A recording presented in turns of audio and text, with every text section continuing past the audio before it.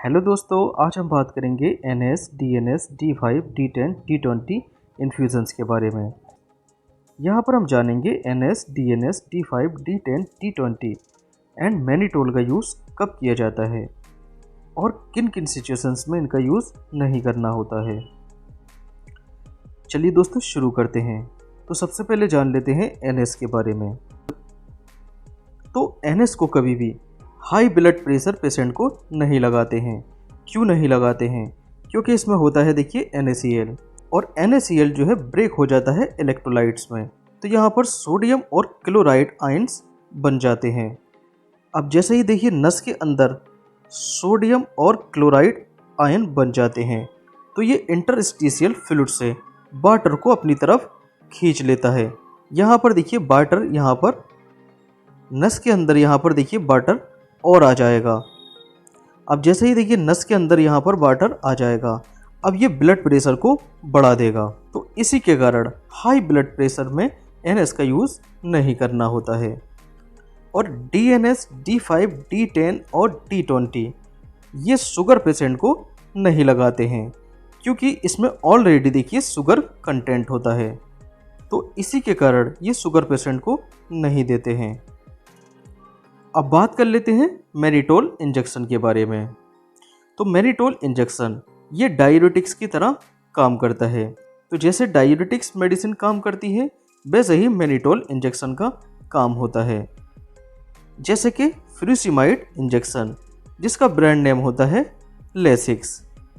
तो फ्यूरासिमाइड जो होता है वो डायूरेटिक्स क्लास की मेडिसिन होती है। तो यहाँ पर देखिए डायूरेटिक्स का क्या मतलब होता है। यहाँ पर देखिए दो शब्द हैं, पहला है डाई, दूसरा है यूरेटिक्स। तो यहाँ पर डाई मतलब होता है डबल, तो ये यूरिन आउटपुट को डबल कर देता है, मतलब कि पेशाब की मात्रा को ये बढ़ा देता है। अब यहाँ पर बात कर लेते हैं मैनिटोल इंजेक्शन का कब यूज़ किया जाता है। तो इसका यूज़ ग्लूकोमा पेशेंट में किया जाता है।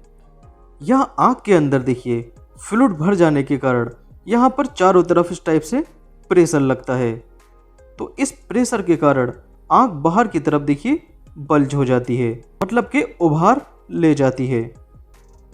तो ग्लूकोमा के केस में मैनिटोल इंजेक्शन का यूज़ किया जाता है।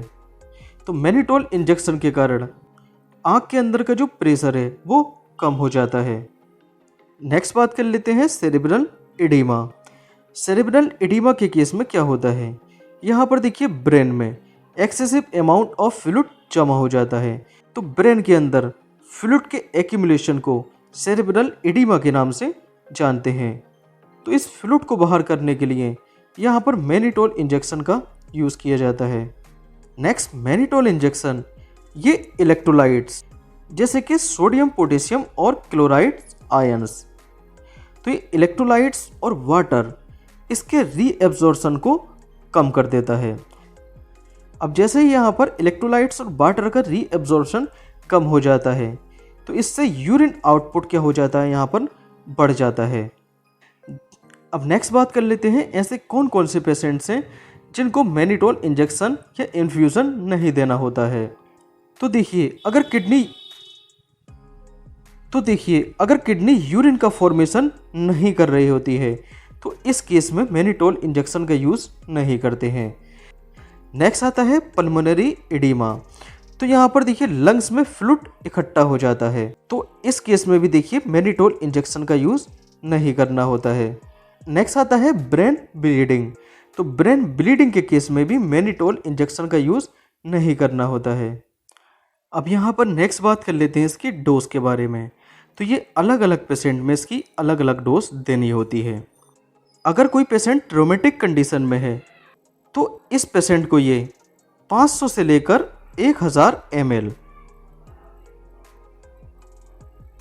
24 घंटे के अंदर अंदर इतना देना होता है। इससे ज़्यादा ये नहीं देना होता है। अगर पेशेंट में इंट्राओक्यूलर या इंट्राक्रेनियल प्रेशर बढ़ जाता है, तब यहाँ पर देखिए कितनी डोज देनी होती है। तो यहाँ पर 1 ग्राम से लेकर 1.5 ग्राम पर केजी के हिसाब से पेशेंट को ये देनी होती है। तो यहाँ पर देखिए दो शब्द आए हैं, पहला है इंट्राओक्यूलर और दूसरा इंट्राक्रेनियल। तो इंट्रा मतलब होता है देखिए विद इन, तो इंट्राओक्यूलर का क्या मतलब हुआ? ओक्यूलर मतलब होता है देखिए आईज, मतलब कि आँख।